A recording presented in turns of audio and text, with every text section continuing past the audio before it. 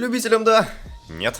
Остальным крутой и классный дискорд-канал, где вы можете пингануть меня, я, возможно, отвечу. Переходите, общайтесь, смейтесь, не забывайте лайки, подписки, приписки. Поехали! Полетели куда-то, как-то, где-то на какой-то ракете, которая, как обычно, позже, а пока Неги Макото радуется и преисполняется мощнейшему везению. Прямо так по неслучайной случайности с первого раза поступил в лучшую элитную академию, где, если верить рекламе, обучают самых продвинутых шизов во всех известных областях знания. Правда, только было горемычно переступил порог, как тут же отключился. А проснулся уже посреди учебного кабинета, прямо за партой, одноклассников нет, учителей тоже, окна заколочены, одним словом мистика, другим словом спортзал, встречи с остальными бедолагами, представление, обсуждение, обнаружение отсутствия всех принесенных с собой устройств. Здесь даже, представляете, случайно оказалась одна знающая ГГ не подруга детства, Сайка, с остальными можно познакомиться позже или вообще не знакомиться. Почему? Объясни, запрыгнувший на трибуну плюшевый медведь. Представился мягкий Монокума еще и говорит, мол, сам никто иной, как директор школы. И ребятам настолько повезло, что за периметры здания они уже никогда не выйдут. Разве что если не займутся фатальной математикой в отношении какого-нибудь другого студента. На том все, больше дополнительных объяснений не будет, правила нарушать нельзя, игрушку сломать не получится, она он тикает, бахает, еще и дубликат на замену имеет. Придется вместе решать, что делать, куда быть и какими методами выбираться. Ну что вы думали? Прямо так сразу уже появились ссоры, споры, разногласия и встрявшую словесную перепалку Макото. Выкл проснулся горемычно уже в собственной комнате в компании Сайки, которая вообще-то была популярным школьным айдолом, потому удивительно, что помнит, знает какого там шиза. Да. Тем временем еще один общий сбор, зацепок нет никаких, все реально закрыто на много замков, проход на верхние этажи запечатан, зато на кухне тупо бесконечность еды, казалось бы, живи и радуйся, но выйти на улицу тоже хочется, и того для личной же безопасности ребятки решили помимо школьнического устава ввести ночное правило, запрещающее входы-выходы из комнат, чтобы никто не боялся, ничего не волновался, а днем можно и улики продолжить искать. Так прошел день, второй, третий, могло бы еще больше, благо к несчастью объявился Монокума. Ему, мол, не нравится, что резни не происходит, ребятки непонятно что ищут и занимаются вообще не тем. Короче, нужна пара мотивационных роликов.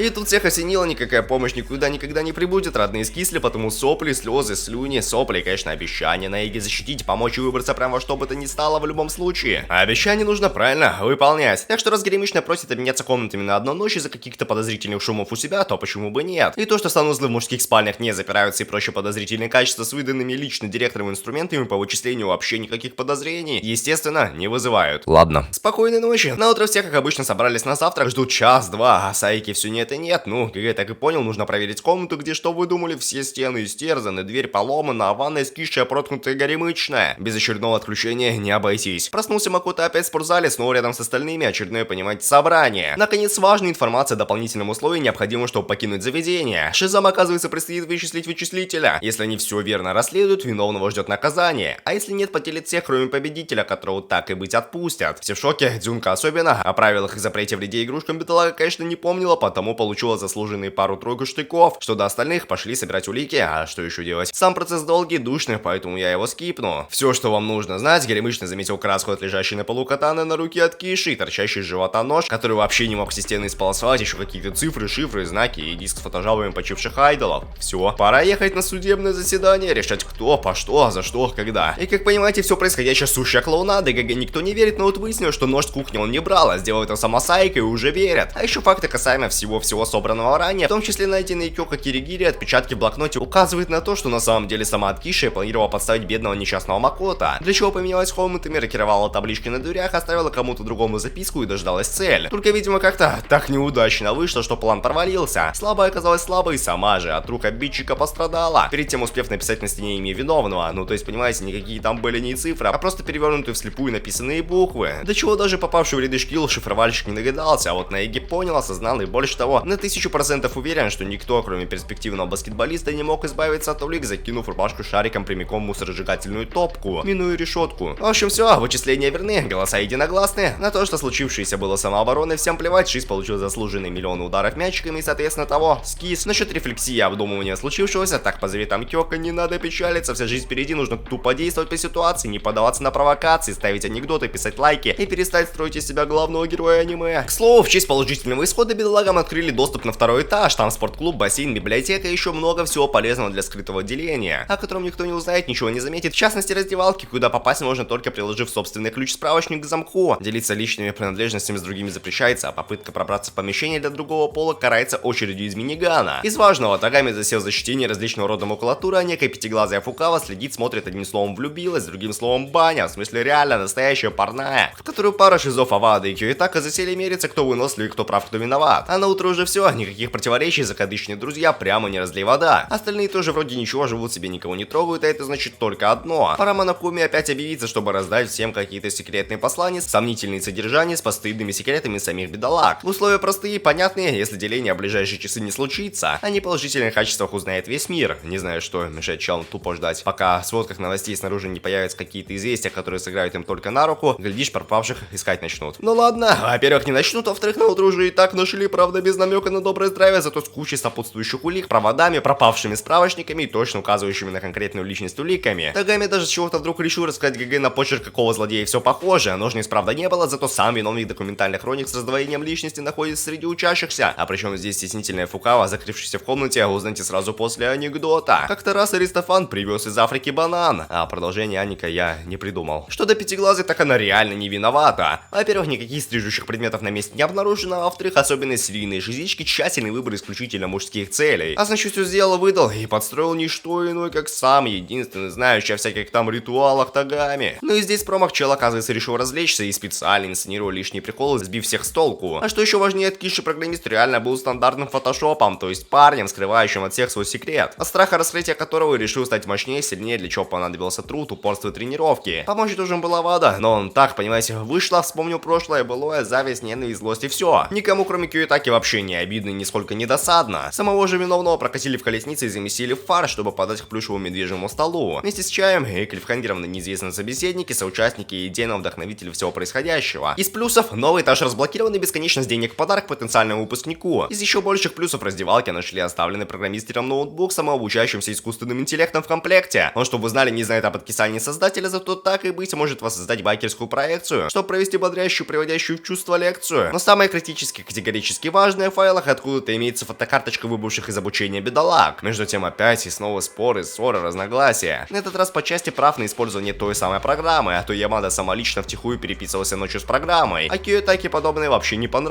потому что нельзя посягать на такую бесценную ценность. Закончилось все тем, что на следующий день ноутбук пропал. Не успели было ребятки отправиться на поиски, как сначала какой-то робот огрел Селестию молотком, а потом еще и Ямаду. Правда, пострадавшие остались целы, но не подумайте, ненадолго. Спустя 0 времени на Ямаду опять напали, а где-то на другом конце здания на Кьюитаку. А пока ребятки бегали из угла в угол, один из Киши исчез, и другой тоже исчез, и нашли их уже сброшенных в одной комнате с более-менее живым, малоздышащим Ямадой. Напоследок таки пробурившим имя виновника Ясухира. Благо до судебного процесса время еще имеется, и пара ребят отсутствует, потому расследование таки проведут. Как вдруг объявилась отсутствующая Киригири, а заодно найденный ей в шкафу Дредасты заперты в робота, в смысле в буквальном смысле заперты. Там механизм такой, что в одиночку костюм не надеть, да и сам клоун ссылается на какую-то записку с приглашением куда-то и отключением от хлороформа. Верить, конечно, никто не собирается, однозначно хулик тоже не обещается, потому сразу к делу. А точнее его завершению Ямаду никто никак не мог перевести на телеге, а значит он сам ходил между этажами, тем более на то указывают протертые очки. Но раз сам он в итоге тоже того, значит кто-то все это время руководил происходящим, а после вероломно расправился с сообщником. Короче, виновата Селестия, настоящее имя которой оказывается прямо как у одного другого студента Ясухира, а придумана все ради собственной несбыточной мечты с особняком и кучей подданных. К несчастью, вместо ожидаемых мечт будет костер. К счастью, напоследок бедняга передала Кёка ключ от шкафчика с ноутбуком, но таки остался последний незакрытый вопрос, где самая умная была все это время, и представляете, знак солидарности и доверия друг к другу. Киригири, так и быть, готов все рассказать Макото. Прийти нужно в назначенное время, назначенное место, где даже камер слежения нет, зато имеется куча секретной макулатуры, записка с предостережениями, одна дубинка за спиной, выкл, вкл, подключение, беда. Все книжки пропали, а снаружи того хуже очередные споры, причем не между Шизами, а с самим Монокумой. Правда, об этом опять потом. А сейчас следующий этаж, новые комнаты, кабинеты химии, учительские, директорские, внеплановые разговоры с Кёка по поводу комнаты, потери сознания и все. Про увиденное недавно противостояние Сакуры с медведем Горемычный не расскажет, но оно и не нужно. Выдать все может сам Плюшевый, собрание собрал и прямо так говорит, мол, среди учеников остался договорной агент, и это никто иная, как Тестостероновая. К счастью, контракт она продолжать отказалась, начальником повздорила, и никого делить для продолжения резни не собирается. К счастью, подругу Наой подобный расклад не устраивает, а вообще с чего вдруг все обозлились на предательницу, если она никакая не да, а сама лично от гнилых намерений отказалась, Тагами даже пощечину за пару неласковых отхватил, за что после и сама бедлага отфукала пару порезов. А как Сакура раны подруги увидела, так все, разгонялась, разозлилась, отправилась куда-то непонятно куда. Да. Тем временем ноутбук опять что-то новое обработал, данные сопоставил и понял, нужен выход в интернет. Благо как раз вот в той самой комнате есть розетка, которая как нельзя, кстати, по счастливой неслучайности еще и работает, и пока идет загрузка, можно как раз успеть рассказать, не благодарите, продолжение анекдота. Как-то раз Аристофан привез из Африки банан, ну и пошел к Геродоту за продолжением анекдота. Приходит подходит и дает банан. А авиаконструктор смотрит, первый раз подобное видит. Понять не может, что с этим делать, решил спросить. Это куда и для чего? В себя, ответил Аристофан. А после подумал и уточнил, в смысле для еды, но еще раз уточнил. Аристофан, сначала нужно почистить. Авиаконструктор все понял, сходил за губкой, мылом, отполировал банан до блеска. Хотел было съесть, как вдруг Аристофан остановил, опять уточняет, другой стороной нужно. Геродот все понял, развернулся спиной, хотел было съесть, но так и не понял, как теперь есть. Что до бедолаг, нашли ушедшую спортсменку, в закрытой на замок комнате уже скисшую. Улики и все сопутствующее прилагается. Виноваты кто-то из троицы, пришедшие позже, потому что именно их Сакура зачем-то звала на душевный разговор. Итого, собрание, судя по показаниям, дело было примерно так. Тагами на предложение прийти вообще не откликнулся. А вот Фукао еще когда только на месте, она была слишком рано, потому он от страха спряталась ждать в шкафу. Уже после прибыл Ясухиро и вместо всяких диалогов взял да и ударил бедную несчастную женщину по голове. Но тоже не сходится, ведь гематомы целых две. Все потому, что после увиденного пятиглазого упала в обморок, а Сакура чисто по-человечески решила помочь отнести бедолагу в медпункт. Только вот в тот же момент проснулась старая лишней с ножницами и тоже жахнула по голове. То есть, простите, опять не сходится. Скишу обнаружили на диванчике, а не около второй лужи крови. Благо есть еще деталь, шейкер для напитка и рассыпанные разбитые склянки в лаборатории, значит кто-то подсыпал яд. Оно ясно, кому кроме Аои можно было доверить приготовление коктейля. Правильно, никому. Но и тут опять снова представляете оплошность. Как тогда можно было закрыть дверь со внутренней стороны и почему сам стакан лежал на осколках дверного стекла? Вот именно. Его подбросили и заменили склянки уже после всего случившегося. И да, сделал это Аой, чтобы в крайнем случае поставить лично себя, тем самым подвергнув вообще всех опасности в случае неверного решения суда. Потому что это бедолаги виноваты в том, что решила спортсменка, она вон даже завещание оставила. Оно, правда, липовое, написанное Монокумой, а в настоящем Сакура писала про то, что ее семью удерживают и вынуждают подчиняться, а чего прочее пожертвовать собой, чтобы постараться спасти остальных друзей. Вот. Но не подумайте, без длительного представления суд не закончится. К счастью, есть отработавший негодный компьютер по, простите, мяням. Появлением следующего этажа с очередными комнатами, находками и, что еще важнее, сюжетной резней, значит, Тагами Кёка не доверяет и требует срочных объяснений, где и как она так долго пропадает, вечно пропуская всякие собрания. Рассказывать правду Гремычный, к сожалению, не хочет или даже не может из-за какой-то там амнезии, поэтому придется сдать ключ от комнаты для безопасности остальных. Еще Фукао нашла где-то охотничий нож, храниться будет, конечно, у Макото. Хотя зачем ему тщательно хранить конкретный нож, если куча других есть на кухне, не знаю, но, наверное, нужно. Что важнее, внеплановый сбор по поводу злости Монокумы, кто-то украл его драгоценный артефакт, точных характеристик которого медведь, конечно, не раскроет, но кто знает, тот знает. Наэги, что вы думали, знает. Киригири смогла пробраться в директорскую комнату, услужливо открытую Сакура перед скисанием. А там, представляете, оказался ключ от какой-то двери, для открытия которой нужно оформить отвлекающий маневр, подписку и сладкий сон с галлюцинациями, или нет. Или да, все действительно было наяву, ведь на утро ножа нет, зато есть разобранная сломанная плюшевая железяка, одним словом повезло. Надзора больше нет, значит можно и нужно пройтись по всем ранее известным замкам в поисках чего-нибудь. Спойлер, никуда дальше закрытого директорского кабинета ребятки не дошли, потому что вместо лома Фукао нашла еще один мешок с костями, может неизвестного скрывавшегося 16-го студента. К сожалению, кто под маской бедолаги не узнали, при попытке снять все вдруг загорелось. Ну ничего, зато на месте как нельзя кстати оказался ключ от еще одной закрытой двери, за которой вот это да целая смотрительная будка с мониторами, экранами, телевизорами и пришедшим новым Монокумой. Говорит, мол, все верно, все так, происходящее шоу транслируется по всему миру, а люди за это еще и деньги платят. Времени на подробности нет, пора судиться. Кёка, к слову, жива-здорова, узнала, что модный ключ открывает вообще все двери в школе, но что еще лучше, невиновна в недавно случившемся делении. И вот тут такая драма мимо схемы клоунада, что думать непонятно в какую сторону не ясно, вроде нужно играть на стороне Горемычного, вроде из-за себя, а вроде и сам Макото понимает, что подруга врет о недоступности ключа, лежащего в своей комнате. И как так вышло, что абсурд и несостыковку с установленными правилами у происходящего процесса заметил только ГГ. А чего по итогу все подозрения пали на него, голосование прошло единогласно и могло бы завершиться классической резней. Но так удачно вышло, что откуда ни возьмись объявился программный вирус и отправил Наэги прямиком на свалку вместе с Кисани. Спасибо, пожалуйста, осталось дождаться помощи. К счастью, долго ждать не пришлось, Киригири объявилась, поесть принесла, ключом дверь отперла, осталось подняться наверх, рассказать остальным новости. Только перед этим нужно, во-первых, узнать, что амнезия Горемычной явное следствие манипуляции со стороны организатора всей клоунады, чтобы помешать мощнейшему школьному детективу по совместительству дочери первого директора решить все загадки. А во-вторых, обговорить условия повторного последнего суда с Монокумой, который, если вы не заметили, сам же свои правила по делению всех остальных в случае ошибочного выбора виновного нарушил. Зато уже новый по части финального заседания придумал. Ребятам предстоит разгадать все